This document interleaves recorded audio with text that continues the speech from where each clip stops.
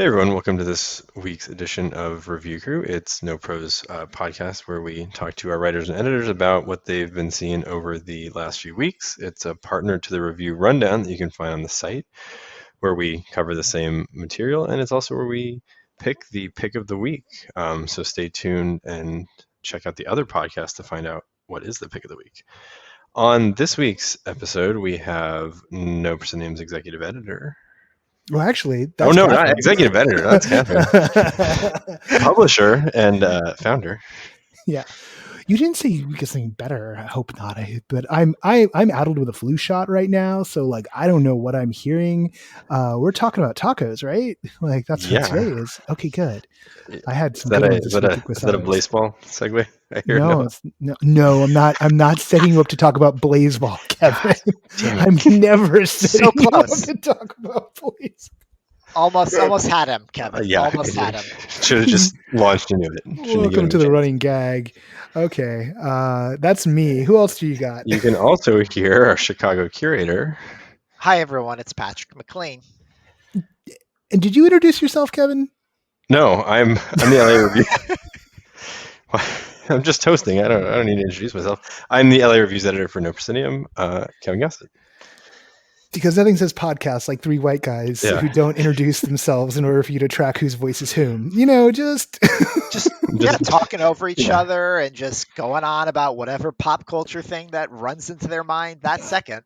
It's a podcast. We're very different here. All right. We're going to kick it off with me today. I'm going to be talking about Deadbolt Mystery Society's conspiracy box. So Deadbolt Mystery Society, and Patrick, I think we'll give a little bit more color as we get into it. They produce a series of mystery boxes, kind of escape room in a box type things, and they actually previously did have an escape room where they sold some of these mystery boxes. So I worked on their conspiracy box actually with Patrick via this Discord. So conspiracy, you are a private investigator working for a reporter, I believe. We're hired by the editor-in-chief of the Valley Falls Observer. There you go. To investigate something weird going on in the newspaper. And that is how the story starts. And it takes kind of a conspiracy-minded turn through kind of maybe some outer space stuff, some cabal type stuff, some secret society and assassins type stuff. So that's a little kind of tease at what happens. But what this box is really interesting that other boxes don't do is it's very, I think, narrative focused in a way that others aren't. So when Patrick and I were working through it and then talking about it afterwards, we described it as more as a mystery novel than like a whodunit. I think that's a fine line kind of between those two things, but it really felt like that's what this one encapsulates. Is it's more kind of you're reading through a mystery novel and there's these twists and turns as you get deeper in. And I thought it was actually a really fun time. Yeah, because I think looking just at the title, so there's a conspiracy with the paper and we're investigating, and it seems to be, to not get into any spoilers, it seems to be going in one direction. One kind of what I think, Kevin, you would agree is kind of a trope and a genre that conspiracy stories always find themselves delving into. But then roughly probably 2/3 of the way into it, there's essentially a plot twist where it's like, oh, it's not this kind of conspiracy, it's this kind of conspiracy, and it takes on this like sudden immediacy to the situation that really I found engaging and was kind of intrigued about, because I did not expect or see that coming. So let me ask real quick, from the outside, because you guys played this together. So you mentioned this plot twist, and you mentioned that you were working on it together. Did you hit that beat at the same time? Yes, because the box in itself, to get a little technical, no spoilers, but it's broken up into three segments. And there's basically, you open the box and there's the loose stuff on top, and then there's a first envelope and a second envelope. And, you can't progress to opening any envelope until you're directed to. So what we would do is we'd work on the puzzles, sometimes together, sometimes we divvy them up, more practically just for review purposes to get through it. And then we would open it up together, and then we would read whatever we were coming across of at the same time. So while it was maybe not instantaneous or at the same time, it did work. We did experience reveals in close proximity to each other as we encountered them. Yeah, and I think that's part of it. What works too is it is a lot of reading, and actually worked fairly well on that front, and we were able to split up the puzzles. But most of the documents in the box you access via QR code. There's a lot of reading, so it's easy to hit it at the same point and kind of be like, okay, like we solved this mystery, we solved this mystery, and now we're on to this one, and it opens a new like story beat as you scan it with your QR code, and we would both read through it at the same time. So we were definitely hitting them near the same time as we went through, and kind of like would chat about it a little bit and then keep working on the box. So it was a different experience because I haven't worked on one over the phone or Zoom before. But it was fairly easily with this style, and kind of because there was so much kind of text and reading and story to it, to go through it and not like rush, because you could tell where the other one was at too. And was it designed to do that? Like, it could be done for one person, or it could be done for as many people who want to play this thing? Yeah, it wasn't designed with that in mind. I think it was just, I think Patrick and I were both interested in, we were like, let's try it over Zoom. And I think we expected to have one box between us and kind of sharing that way. And they actually were kind enough to send us each one, which made it a little bit easier. But I see. But it's they definitely did say that they said in one of the emails, I do remember going, apparently during the pandemic, a lot of people who do enjoy these kind of experiences or escape room like events and boxes, multiple people in multiple households were buying the same box and using Zoom or a telephone or Discord or whatever to experience it together. Now, whether that was just enough for them to notice, or if that really is a trend at large, who's to say? But it did actually work really well. And one of the things I liked about it was that being in a household where I'm typically the only person who enjoys these boxed experiences, when I came across a puzzle I couldn't solve or I couldn't get my head around, it was really nice to just be like, hey, Kevin, I think this is what's going on with this puzzle on this page of the newspaper, but could you double check it for me, rather than relying on a hint system. So it really was kind of nice in that way, that this was the first box experience I've done in a long time where I took no hints or needed a slight push from like the website or the app to tell me what to do. Yeah, and I think this one really does serve that kind of style of working it too, because I think there were a couple times we almost like traded puzzles. Like I think you got stuck on one, I got stuck on one, we just kind of swapped and worked our way through it that way. And again, this format makes it pretty easy to like figure out what you're working on and work on it even over a Zoom call. Obviously, it would work well in person too if it worked over Zoom. But yeah, I thought it was cool, and I think like Patrick said, those twists are fun. At this one we're talking about, really, it's kind of like, is it really going in this direction? And I was like, oh, okay, like this is actually more interesting, and like I'm glad they threw in like a pretty decent twist to kind of like keep people engaged as you head into like the latter part of the story for the box. And did you really not see the twist coming when it hit?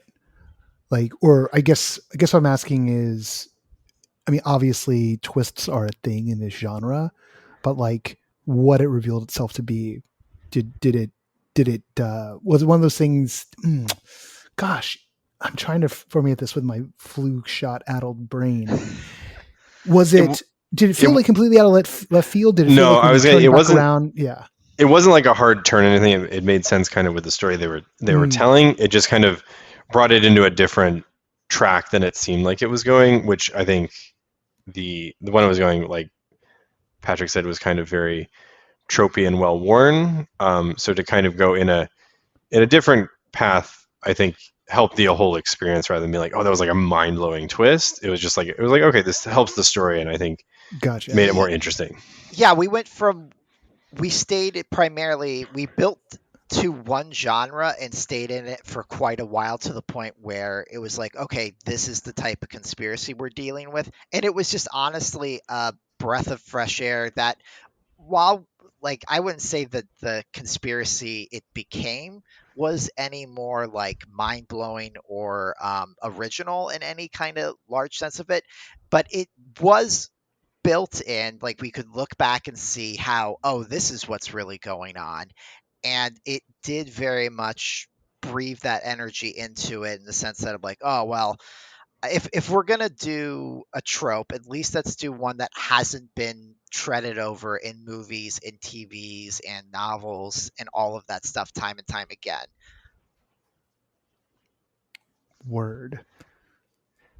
And I think part of what makes it work too is it sets up these kind of characters that show up throughout it, kind of that you read about in the QR codes, and then kind of weave their way through the story, which helped it too in terms of like grounding a little bit, in terms of not just like, not everyone's just like a suspect here, but some of these people are just like part of it, and you quote unquote talk to them through like the cards almost. And they're definitely not like, they're good suspects in that sense. They're definitely a step above, like, Miss Scarlet, Colonel Mustard. Like, they are people. They're not caricatures. They are Right. people. Like, I can't maybe remember their name, but it's like, oh, that person is the one who has the wicked sense of humor in the newspaper office. That's the guy who's upset about the editor and stuff. Like, they all had motivation. They had all reasons to be in the story, even though they were just essentially on a card in our box. But I still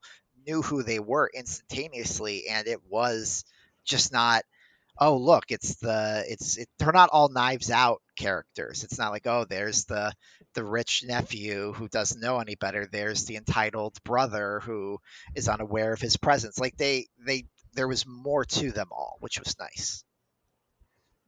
And that helps like wrap up the story too. I think when you find out kind of the person or group of people who are behind it by the end, that it makes sense because you've kind of followed them, and it's like you at least know like some of their motivations and kind of like understand like how that might have happened. And so yeah, it just made for a really engaging box, and I think not a better style than like the Hunt a Killer ones, but just kind of a different one if you're looking for like a different way to kind of approach these games in more of a like a novel format versus kind of a putting things on the murder board and running string everywhere type of thing. This is a little bit more focused and kind of like reading an interesting page turner.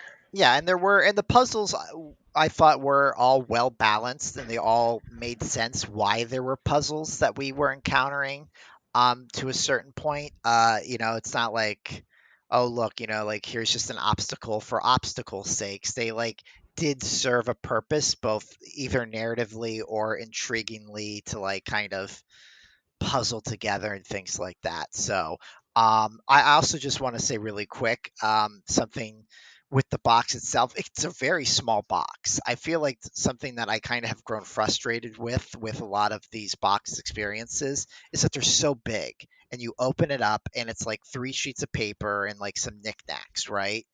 Um, where this is like, it's like a larger than an old I'm gonna date myself, a video cassette player box, like a VHS box. Like, it's, but like, in a world where I think we need to be mindful about printing things and stuff like that, I did appreciate how compact it was and how small it was compared to, like, I would say, like, box one, where box one is a really great experience, but does that box need to be that big?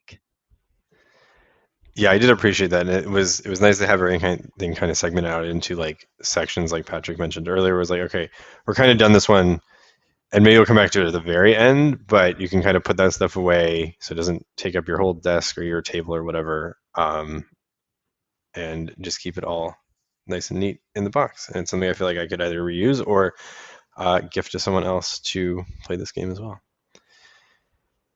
And now we're going to head into the world of VR, and Patrick is going to take us there first. Yeah, I've got two different VR experiences that I've recently done within the last couple of weeks that I wanted to kind of give a shout out to. The first is The Secret of Retropolis. It's from Peanut Button. It's currently available on Oculus and Steam. This is from a very small studio of creators who essentially have put together this noir tale. So basically, you are playing Philip, who is a down and out private eye. Conveniently, we did not plan that. I now realize we're talking about two things back to back with PIs. But he is a robot, and this it's a culture and society of robots and things like that, of all different kind of shapes. I would say think of Fritz Lang's Metropolis meets kind of like the coloring style of Futurama to kind of give you a sense of what it is. Like they're, very 1940s Art Deco and kind of like the architecture and the environments and the tone, of course, with the film noir aspect, but very kind of bright and colorful and engaging. And it was a really, really awesome experience that I loved the narrative journey that I went on in here. Because conveniently, Philip is just passing the way, getting drunk because he's a down and out PI, and then conveniently Miss Montage walks in, and she's got a case that only Philip can help her with because her nefarious husband has stolen the prized jewel that she wears, which conveniently doubles as the power source that keeps her going. And without it, it's going to be lights out for Miss Montage. So tail, the husband, and then things begin to escalate quickly as connections to Philip's past are made. And it's really cool. And what I loved about this experience was you could really feel the passion and the energy from Peanut Button and everyone in that studio was putting into this project. Like there was such a beautiful attention to detail in the environments. It was a rich, lively story full of kind of tropey but engaging characters. And like because it was done in Quill, it just had that beautiful kind of texture and fluid movement that was really engaging. And there was a beautiful soundtrack, which I don't have the information to credit the person who did it, but it's available as like a bonus feature after you finish the game that is just worth sitting down and just closing your eyes and listen to. So I don't have VR headset, so I have not played this and will not be able to play it. But I think I'm just kind of looking at the pictures on their website, and I think what you were talking about in terms of the style is really engaging. Because I sometimes when I do kind of approach VR, it always feels like a disconnect because of the graphic, like the fidelity between graphics is kind of not that good. And this one goes in a different direction that I think makes it work. It's almost kind of cartoony, but not really, and it looks like has like a very hand drawn like animation style, which is pretty cool. Right, and I think that's the power of Quill, and what it does is that, I Noah, you would know better, correct me if I'm wrong, but you could literally Mhm. take a pad with a screen and draw the movements, and Quill captures it and renders it for the VR experience, right? So that's allows for that kind of really, rather than some of the more not to put together as like what the standard needs to be, but it allows Quill allows for character and uniqueness to be put in, which I think allows for a more It's like a lot more expressive. Like, yeah, yes, like there's something a lot more painterly about Quill. And there's because there's also there's Medium is another one of these tools that was developed in the early days. But yeah, Quill was, if memory serves, that was the one that was developed in-house at Oculus. And Dear Angelica and a few of these other pieces use it. And it's a tool that's native to VR. And so it kind of by default has uh, a spatial modality built into it and built into the character design, as opposed to, people working in Unreal or in Unity, where it's kind of more standard. Maybe they're importing something from Maya or another effects thing and working it down the chain. All of which is like, it totally works, completely works, but there's that airiness you get in Quill's design language, I think does sort of add something to the overall effect, and it creates kind of a more dreamlike quality. Yeah, Uh, because when like the characters in this experience moved, when the robots moved, there was kind of like that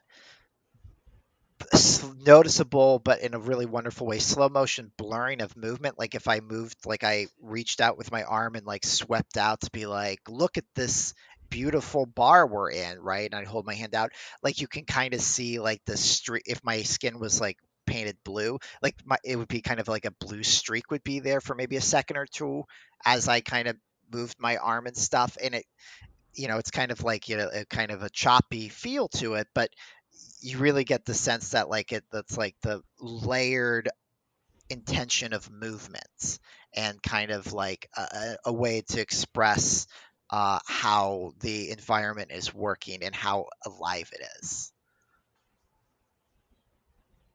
Um, yeah, so I would really recommend this experience if you're out there and you're kind of like you're newer to VR, or maybe you've conquered all of the offerings on the Quest that we typically kind of recommend.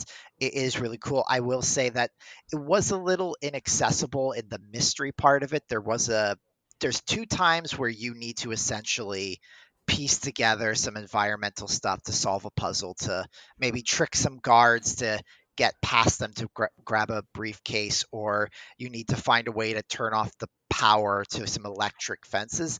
And I did spend a little bit of time clicking around, like trying to just be like, what do I do next? Part of it was I was a little lost narratively, and there was not a lot of help in the sense of what to do. But part of it was also because of Quill, everything was just like had such rich texture to it, and it was so alive.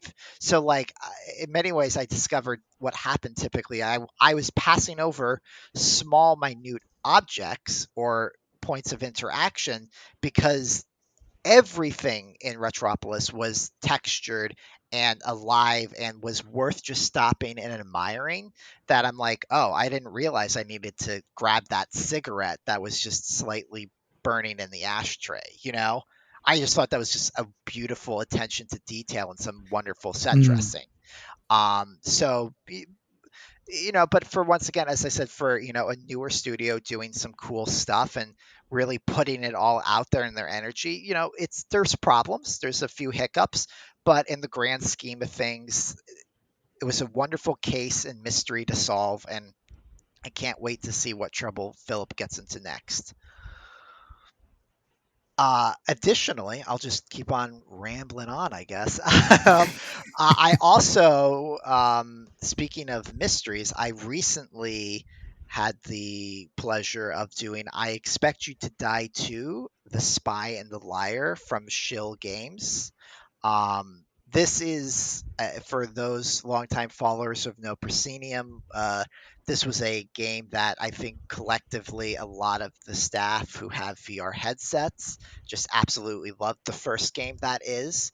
Um, Essentially, you are part of a spy organization who is trying to foil the evil Zeraxis organization at every turn because they want world domination, because they're just evil people. And it's up to you as the agent to get in there and try to stop whatever thing it is. Maybe like it's just learn what the next step of Zerax's plans is and things like that. Or maybe it is to literally defuse the bomb before it explodes. But what the gameplay and what's really kind of cool about I Expect You to Die, the series at large, is you're seated the entire time, and that's built into the narrative. So every there's 6 missions in the second game. Each one of them you are sitting in real life, but then you, the agent in the game, are sitting intentionally as well. One has you up in the rafters backstage before a play is about to open. Another is you're in a wine cellar, sitting next to the glasses and things like that. And then my favorite set piece was when you're in a plane, a private jet by yourself, and you're just sitting in that beautiful chair, and you hit the button and the food cart comes by. But this game is called I Expect You to Die for a reason, because nearly every other point of interaction can cause you to die. Sometimes it's as simple as, oh, look, the food cart came by. I'm going to have this delicious death by chocolate cake. You take a bite, guess what? It's poisoned. You die.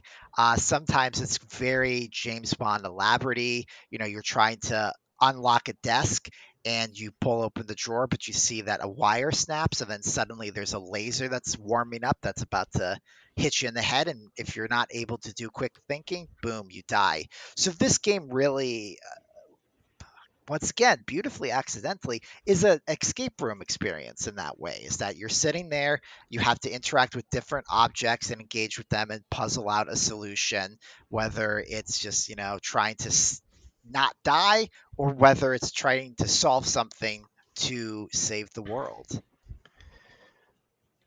So with that dying element, is it like intended you kind of like figure out the puzzles that way? Like you walk into the traps and say, okay, I know not to do that.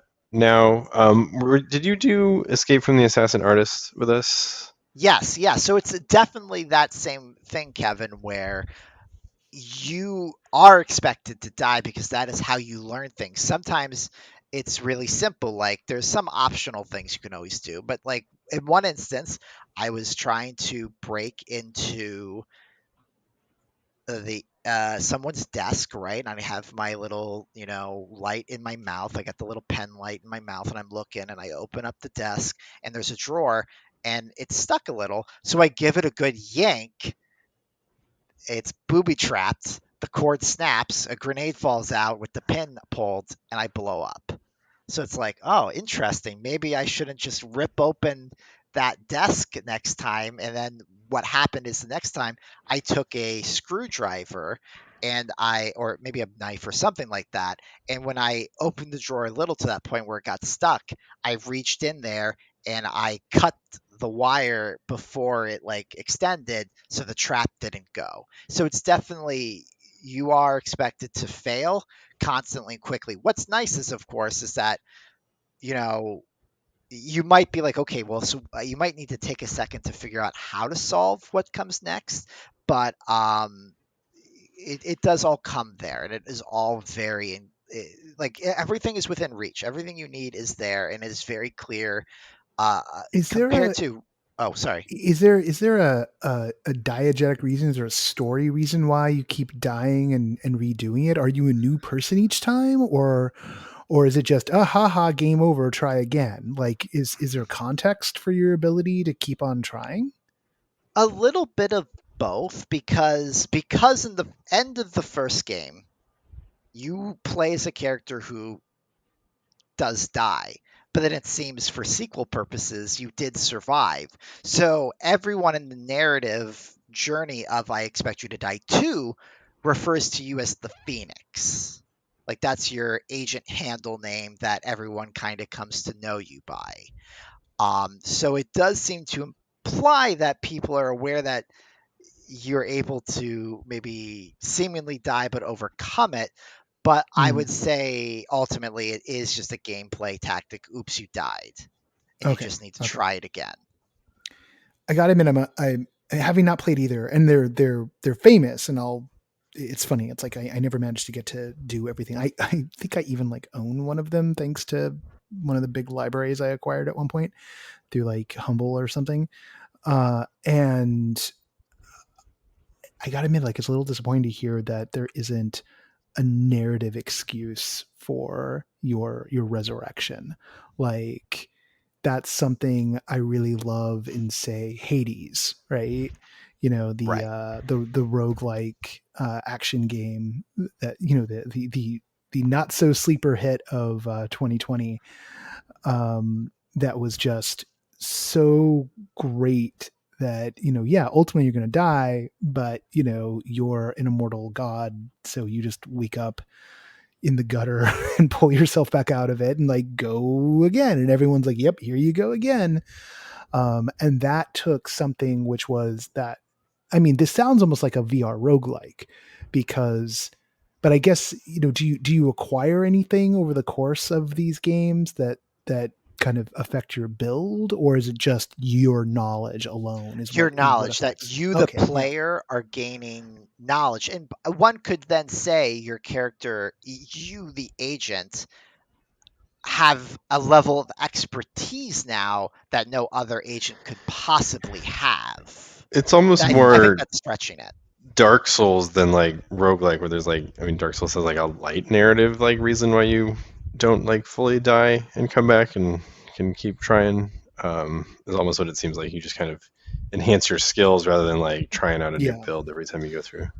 Yeah. And I'm glad you bring that up, Noah, because I think that's part of the kind of I think the first game was each of like the missions you go on in the very first one are seemingly are not connected. That they're just like, random, kind of goofy, high concept experiences that you go in and get into trouble with, and you either die constantly or you pull it off and you feel like a super spy genius. Wherein I expect you to die too, there's actually a larger narrative that each one Mm. of these missions bleeds into the next one. So in the first one, to your point, where it's like you just die and it's a video game, it was definitely more set up like that. It was just like the very first game was just, I think, 4 missions of kind of just goofy shenanigans, like, very kind of Archer meets like a Roger Moore James Bond and kind of the goofiness, which was fun and great. And this has definitely become more of like a Daniel Craig thing where there's like a Ooh. larger narrative and you kind of like feel like you're part of something. And that does it, you bringing that up, it did take away from the experience of dying, because I actually, of the 6 missions, I did 2 without dying at all. But then there were several where it's like, all right, I just keep hitting every stupid little trap and I can't figure out what to do. So I wonder if that's something maybe they could address later on. Well, it does. Yeah. It feels like maybe like they're trending in a certain direction. Um, in terms of how they're contextualizing what's going on. But on the flip side, there's nothing wrong with Archer, Roger Moore vibe games and like puzzles and whatnot. And I know that I Expect You to Die, the original, was one of the really early VR pieces. So to get any kind of traction and to get people kind of really excited about the types of gameplay, like it came out roughly the same time or kind of the same cadre as Keep Talking and Nobody Explodes. So this sort of you know Rube Goldberg puzzle room vibe stuff that I think that VR does really well. Um, and because you're not limited to a physical set, there's definitely something to that kind of puzzle, the puzzle romantics inside VR that I just want to see more and more exploited. And I think to kind of go back to that mention about the comedy, I think it's something that's always nice to see in the kind of immersive space, or maybe the VR space. I'm not as involved there. I know that's something we were talking about a couple weeks ago when Blake was on to talk about the show he did. So it's always just nice to, I think, see some comedy stuff too. People trying their hand at that. Oh Yeah, yeah. and it surprisingly, for only an audience, like you're the only person there. Like I was generally in both games smiling my way through compared to some other VR both experiences and just games I've played where it's just like, all right, we're going through, we're doing the thing, that was great, whatever.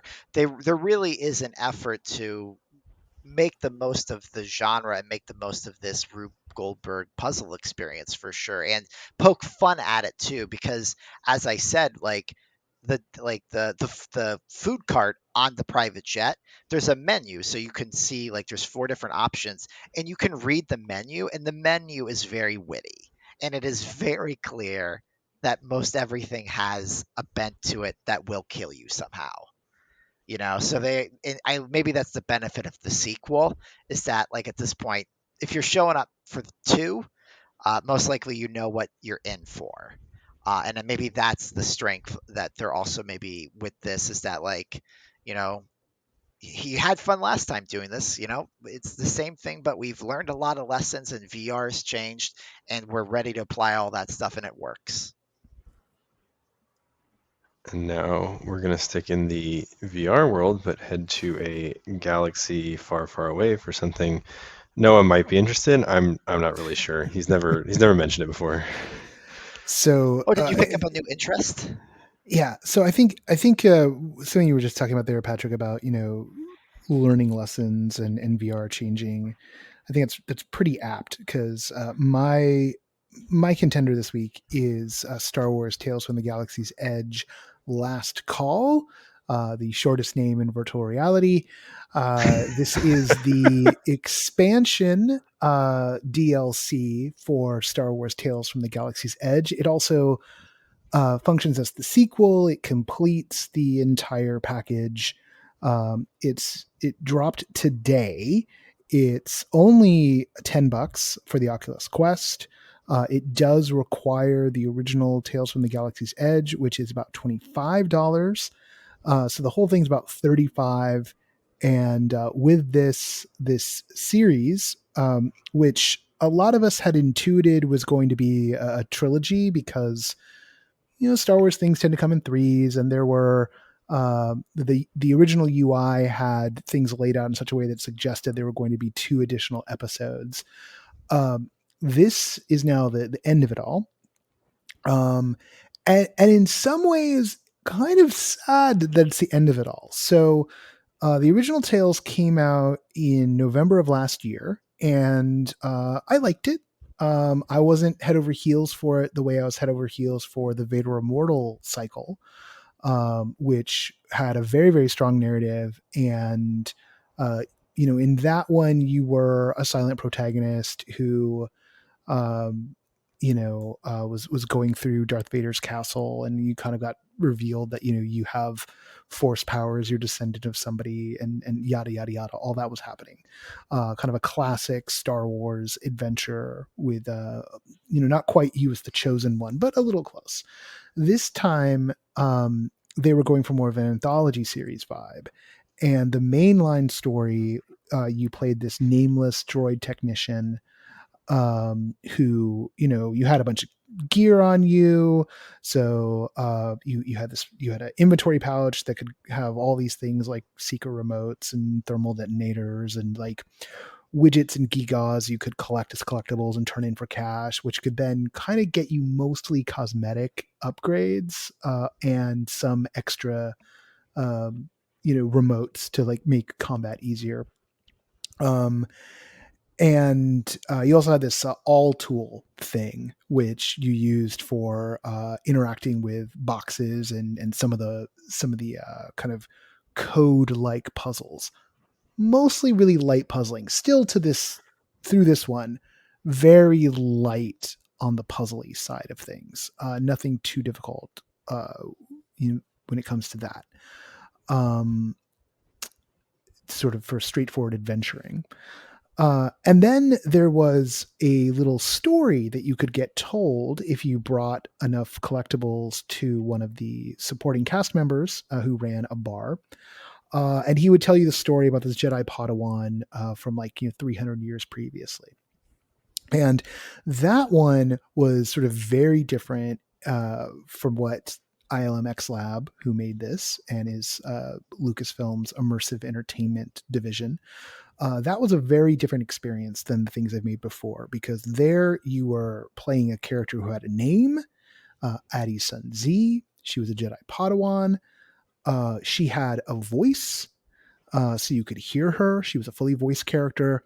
And whereas the droid technician and your character in Vader Immortal was you mostly experienced your body as a pair of gloves. You saw your hands gloved up, so you could sort of project yourself into the role of this nameless figure.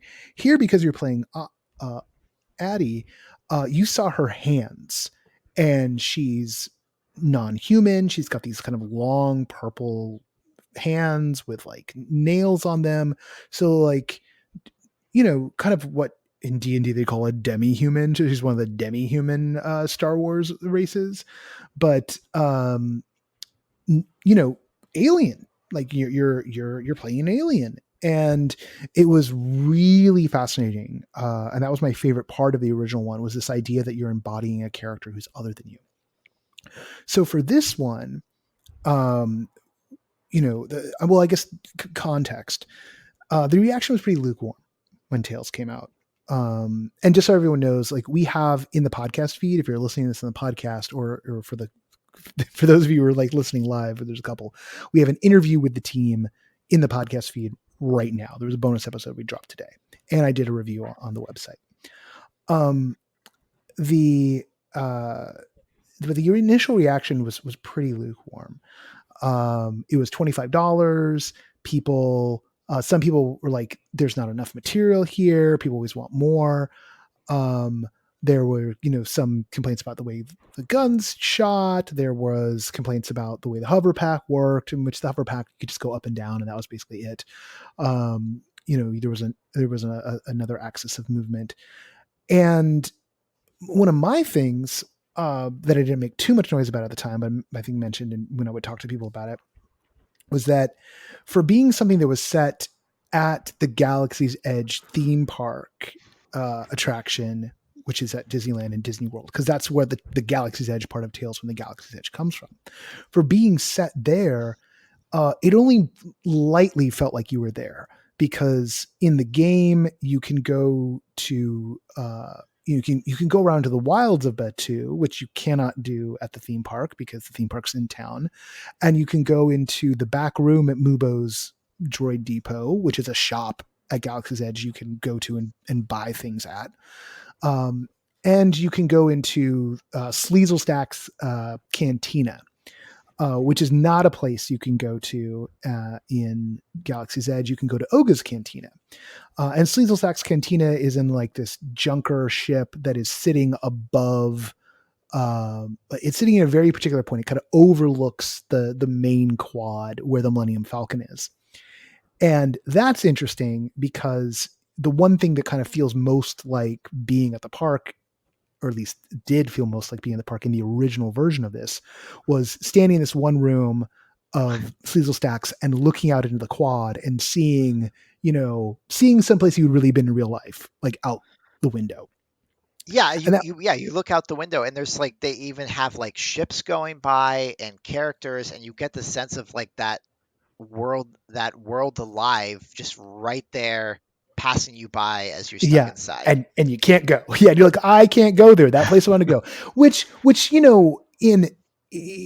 they released it originally, they were not designing this with COVID in mind at the first place. So the thought, of course, being like, hey, you've been to the theme park, now get to go in the parts that you could never go to in the theme park. And then they released it into a world where we could not go to the theme park. Like, it came out when the parks were not open. So it was like, but I want to go down there. But also, like, there were touches that just were sort of, I don't want to say like missing, but like, you could see the world but not touch it as much. And now in this version of it, one of the main things they've done is, while this is positioned as downloadable content and it's like a $10 expansion pack, I couldn't tell you minute by minute, but it feels like a lot more content than the original release in terms of how much is there. And they, in expansion pack form, they've woven it back into the original story. So the original story had, I want to say like 3 or 4 missions in this story arc where you're rescuing C-3PO and R2-D2. And then there was the Addie side story. And in this one, they add a couple of chapters of this story where you're you're looking for a relic that that Doc Ondar, the guy who owns the antiquities store in Blackstar Outpost, that he sent you to go get. And there's an IG-88 story that you can get told where you get to embody IG-88, the bounty hunter droid from Empire Strikes Back, whose like cousin IG-11 is the one who like protects Baby Yoda in the Mandalorian, which is now why IG-88 talks with a New Zealand accent. They found someone else from the Flight of the Conchords community to voice this character, which I think is really, really hilarious. And then there's another little story with Addie, who's now grown up, and you get a different set of sort of Jedi challenges. But and then there's a culminating story. Once you've done all that, you get a final chapter that introduces even more characters from Black Spire Outpost and sends you on an entirely different mission that really kind of builds into something kind of substantial and kind of adds to the mythology in a way. And for DLC, it just felt so substantial. But even more important, well, not even more importantly, but alongside with that, there are these little touches that are there from pretty much the start. Like as soon as you go into Sleazel Stacks, now there's just Ronto wraps lying around, and Ronto wraps are this like sandwich you can get. It's basically like a hot dog in a flour tortilla with some slaw on it that you can get. It's like pita, man. Pita. Yeah. It's like a pita dog type thing, you know. But I don't know. It's a Ronto wrap. It's good, and you can get them at the theme park. And I haven't had one in a while. And like they're just sitting around Sleazel Stacks. And if you pick one up and you hold it and you pull it up to your mouth, your character will eat it. And if you've been injured, you'll get a little bit of health back for eating it. So they're like snacks. And there's like a drink you can buy that also like gives you like double your health bar because you get wasted on this like, you know, synthahol or whatever. And actually that one's got, I think it's like a tea. I don't think it's booze. And then there's like a kind of like a xylophone instrument. Yeah. This xylophone instrument that apparently there's something you can unlock where if you can figure out, if you learn the tune from this one thing you find, if you play it, you unlock an achievement. And so there's just these little things you can do that weren't there before that you can do kind of right from the jump. And that level, and there's also one that I will not mention and won't spoil because it's just too funny of a joke in fandom to like spoil it. But it's the kind of thing that anyone who's like playing the game, like I can't wait to like, have you done this? You know, tell me when you get to the part where this happens, I guess. But even then I'd be spoiling it. So just know there's a deep cut in there. And that feels like it's not only in conversation with Star Wars, but with the Star Wars fandom, and with the Star Wars fandom that's specifically around the theme park. And if you're going to make a VR thing that's tied into the theme park version of your movie, then you kind of need to go that deep to really have it pay off. And that's just so charming. But what's also the work that they've done is a lot on the characters, a lot on kind of the dynamics between the characters. And look, there's still things that aren't fully working, right? Like, you know, the characters don't always do a great job of tracking where you are. They go into their animation loops when in a cutscene, and it doesn't always feel like they're connecting with you. There are times when things clip out. But there's a way in which they've started to build the relationships between the cast, and the cast even at points appears with each other in different ways. And that stuff really starts to feel kind of like that immersive theater vibe we go for. Oh, these characters are acting, you know, like they matter to each other, and then they want your input as well. And that's super familiar. And there's just these gameplay touches, like they modified the jetpacks and now you can kind of fly around a little bit more. you can buy a holster upgrade so that the guns will recharge instead of just completely becoming just dead weight. So if you prefer to walk around with 2 Han Solo blasters like on either side of you, and those always ran out of ammo, you can do that now. So you can get your John Woo on. Um, it's just this Well, market improvement over what was there already.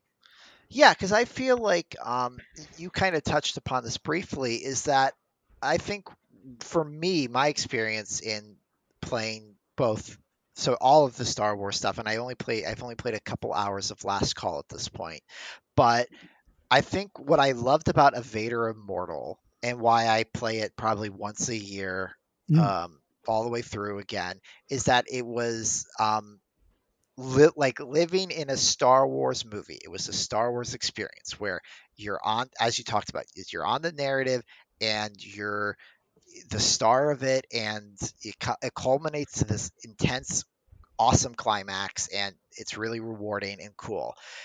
I felt like so that was the expectation I had then set personally right. going into Tales, the original release about a year ago at large, and I feel my complaint, my personal complaint with Tales was it felt like I was no longer in a Star Wars movie, I was in a Star Wars video game. Mm, And yeah. I would Yeah. wander around environments and I would get turned around because I feel like, Half-Life Alex came out and that was like that's now this gold standard. I guess we're all chasing for first VR shooters or whatever. But I felt like the initial part of Tales leaned too much into just wanting to be a video game, where it's like what you're talking about. No, it's like no, I want to talk with characters. I want to just play around in this world. I want to have a drink. I want to change what music is playing on the jukebox in this cantina. And from the like, I've played maybe about 3-4 hours of Last Call, and you're absolutely right. Like they've. I'm not sure if they've either pivoted away or toned down the video game aspects, and they've ratcheted up like the story and experience elements. Yeah, it feels like the story's become a lot more of the focus, and that doesn't mean that the gameplay is not there. It's just that the Doc Ondar story is now more of an Indiana Jones adventure. You're solving tiny little puzzles and you're putting clues together and you're looking for a relic and you're scanning things and like you're pulling lots of levers and there's still guys jumping out and shooting you and you still got to like take a step back and like heal yourself up and all that good stuff. So like that game is still there. There's still that aspect of it that has it's sort of the dark forces aspect to it that's still in there, but they've rebalanced it a bit more so that the environments are a lot more interesting. Like you feel like you're exploring and discovering stuff. um and you look, like they shipped that game, 6 months into the pandemic. So they hadn't even figured out how to really work together yet. And that's something that gets mentioned in the interview today, that was dropped today, where, they had a lot of work to do to sort of refigure out how they were going to work together and how they documented stuff so that people knew what they were going for. And whatever they did really seemed to work. And it's also interesting that, the IG-88 level is entirely different from everything else. Like the Addy level in this one is different from the Addy level that was before. The IG-88 level, like it doesn't even use the same verbs necessarily. Like you're kind of just more like waving your hands around and like auto locking on stuff. And it Well, takes a like, and the minute to kind of interface is different. Like, and yeah, the interface looks different. there's like it's like a not attention to detail, but there's a different way into each of these stories now. Like Yes. the tonality, and what you're kind of how you're going to be engaging with the world at large and other characters is much clearer and much more distinct in Yeah, each it's little telegraphed. segment you do. Yeah. Yeah, And just telegraphed really clearly. Kevin, go oh, ahead. with that kind of different format, does that like yeah? I think you mentioned the tone, Patrick. But does it like make it really feel like you're playing now you're Jedi, now you're a robot, now you're whoever? Does it like it really kind of that comes through in that switching formats? Patrick, what do you think? Yes, because I did do the IG-88 level in its entirety, level segment. And you can die. I did self-destruct at one point because I IG-88 self-destructed early in that one. Yeah. you can't be doing, but you do feel powerful. You do feel unstoppable. You literally feel like a killing machine. That like there's a reason why people are afraid of you, Well, and and I they think, also like and to a point, like characters react to you differently. Like there's a moment early on, spoilers, sorry, where like, you go up, into where you're going, and like a character sees you and just loses their shit. Right? Like starts running away in fear because you're an assassin droid. And like when one of you show up, that's like trouble. And that's a great moment because it also, when I talk about immersive theater and about like how we like bring a participant in, I often settle into the vocabulary of improv and of endowing a character. Like you endow someone with qualities, and that's exactly what they're doing here. The other characters treat you a certain way, and because they treat you that way, you start to act that way. You respond to the way the world wants you to be. Like that's how you know what your role is, and your role is to be this unstoppable killing machine. And I definitely died a lot of times in that one, but I never felt like I was an unstoppable killing machine. I just felt like Noah, was doing the role badly. That was the interesting thing, I think, for me. Like that was my psychological. It's like, oh, I'm playing this wrong, and I got to figure out what it is I'm supposed to do. Not a good killing droid, man. you're just not a good computer. You need to get a new software upgrade like me, and then just walk around and be like organic life. Pew pew pew pew pew. You need to do that in a bad New Zealand accent, mate. No, sorry. throw another Ugna on the Barbie. Wait, that's the wrong thing. Oh wow, it's the flu shot. It's the flu shot. CR. It's a podcast joke from the beginning of this one. You've stayed to the end. You get the wacky bits now. Exactly. But yeah, So no, actually, I think, yeah, go for it. Oh, I actually had one question for the both of you, kind of change topic slightly. So, no, I know you've been to Galaxy's Edge, and Patrick, you haven't been to any of the Galaxy Correct. Edges? I have not set Galaxy's foot Edge? on Batu. So, how does that factor in? I guess I know. No, you talked about kind of like you can see some of what is there, but does that affect like the play experience, and does that make you want to like visit it more? Or how does it like incorporate with the world of the existing, like the physical space that is Galaxy's Edge and Disneyland Disney World? Well, Patrick, I wonder, from your point of view, do you does it change your relationship to knowing that place exists at all? Yes, I wasn't joking when I'm like when we were talking about looking out the window longingly at the park. Like the first thing I did after having not played this game was when I finished it last year. I went back to that window and I looked out. I just looked out. I saw the Falcon. I Oh saw the no. people walking about, and they definitely added a lot of stuff too. Like Batu out that window is much more lively. So I definitely felt the call and be like, this is a place I really want to go. But I would say I'm still kind of the wrong person to ask because I have, in preparation of wanting to go, I've read 2 books about this. I've read a comic book. I've, I'm sure I've done more. I've bought more paraphernalia and things like that that is about this park that I still haven't gone to. But I would say, in short, it does fuel the drive to be like, yes, I do want to go there, and I look forward to being there in front of the Millennium Falcon and looking up and seeing the cantina and being like, I was up there. Yeah, you won't. That's the one downside, is like where the Oh, cantina is, like where Cecil section is, like there's nothing there. So at least last time I checked, there's not a mock-up there. You'll know exactly where it is, and then you'll what'll be interesting is you'll be like, oh, you'll actually be like, oh, I never thought it was going to be that close to such and such a spot.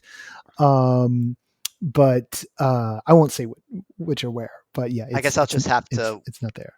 I'll have to Yeah. wait for the special edition release of the park Yeah. in 20 years when they digitally alter in real life the cantina up there.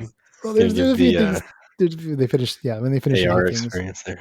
yeah, and they put the actors back in. So all the things we want them to do. I'll say, like, because of what they've managed to put in, because only there's 4 spaces you go to on Batu. There's there is the almost like 5. There's Sleazelstack's Cantina. There's Mubo's shop, but you do not go into the part of the shop that is the actual shop in Galaxy's Edge. There's the Wilds, which are just, wild territory. And then there's the outside and the inside of the Jedi Temple that used to be there. And what it starts to do is give like a really full sense of the place. I think as someone who has read novels and comic books set in Batu outside of the park, it doesn't really take us to those spaces. I think the thing that it does this time that really ties it in, and just a simple one and a big one, is Doc Ondar, who is at the Den of Antiquities. And I know, Kevin, you've been there. So Doc, he's the Ithorian Sabine thing. Doc shows up and comes to the cantina, and he's your quest giver for like the main new missions. And so he's there and he's talking to you through a translation droid. And they got the guy who does the Imagineer, who does the voice for Doc, the Ithorian voice. They got him to do the voice and do the translator droid voice. So he has his real voice, but mechanical, or his English speaking voice, and that's Ithorian, right? And so that level of attention to detail. There's another character. I mean, it's already been announced, so it's not a big deal, but you'll spend a lot of the game wondering where he is. Hondo's in this one, right? And I guess what's kind of interesting is like the Hondo model is a little bit more like the Clone Wars model for Hondo, and a little bit less like the park model for Hondo, if I'm remembering correctly, and mostly around like Hondo's hair. The Hondo in the park is a little more like, what if Hondo watched Pirates of the Caribbean and said like, oh, I want to be that Captain Jack Sparrow. He's got style, just like me, so that there's that going on. But that was a very bad Hondo impression. I apologize to everyone. I'm now 0 for 2 today. But we'll let you speak Wookiee at the end. Redeem yourself. You know what? I do a better Wookiee than whatever they're doing in the Tempest Runner audiobook right now. I'm very disappointed with the Wookiee voice in that one, and that is a professional production. And I'm going to say that right here and now. Just Cavan and Co. call me, because that Baryaga is not good. It sounds like he's muffled. Breaking news: White fan upset at Star Wars. What? What? I didn't hear a part of that. It got eaten up. Oh, I was saying breaking news. Anyway, going for it. I don't know what Patrick just said. Having those characters, and even more than the little touches, having those characters be in this version of it grounds it into that fiction and that world in a way that wasn't before. And it does sort of feel like the story they're telling is the story of like, what was happening, just because like the whole park is like on one day, right? Here's this day at the park, right? Like it's this perpetual day playing out over and over and over again. This feels like what was happening like a week before. Like you get a real strong sense of when you are in this story. That's cool to see that it like enhances what's already like there too, and they've built off that, because I think that was probably the point of it to some degree, right? Yeah, it really feels like they've like fulfilled the promise of this thing narratively and design wise, and because it's only like $10 and now the whole thing's like $35, it stops feeling like, wow, this was like a pricey first chapter and something, and now it just feels like, oh no, this is a complete like game. Yeah, that's cheaper than a lot of games out there right now anyway, so $35. Not a lot of VR Feels though. like a VR, steal. VR, VR, Mm. VR stuff. I feel like VR stuff like is around like a lot of it's around 25 or like 30s on the high end for things. But this now feels like a goodly amount of content. Cool. And I think we can wrap it up for today. So stay tuned to the main podcast to find out what the pick of the week is. Does anyone have any last pushes for their pick this week? I would not Exhausted. not for the pick, but I would really love to call out our friends at Room Escape Artists. As I previously talked about, they had Recon, their yearly escape room convention. They have started to release some of the pre-recorded talks that they shared. They're on YouTube. I believe all of the first day Sunday is there. There are some really great talks there. I caught one today that I missed because I was in a workshop about the Chinese market and how escape rooms are working there, and it was incredibly fascinating. And all of that is just free and available. There's also some really great talks from creators who are working. I really liked Errol's conversation about the basic escape rooms. It's all there. Really should go check it out. It's definitely worth the watch. All right. Give that a look. And then check out the site, of course, especially as we ramp into spooky season here. I'm sure there's going to be a lot of stuff from kind of all over the place as we cover all of those fun shows. I'm at Knott's tomorrow, so that'll be in the roundup next week. So we're gonna get into it. We're getting into it. Great time of year here for Immersive in LA.